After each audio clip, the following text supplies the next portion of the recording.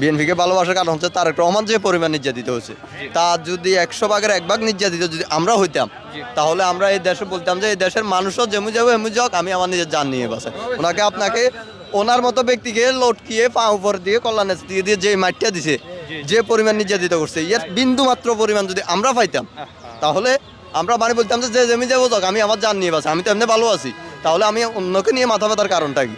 এটার সর্বপ্রথম কারণ হচ্ছে বিএনপিকে ভালোবাসার কারণ এটা। আর আওয়ামী লীগকে ঘৃণা করার কারণ হচ্ছে তারা নিরীহ মানুষের উপর হত্যা করতো, অত্যাচার করতো কি চাঁদার জন্য, বিভিন্ন ইয়ের জন্য।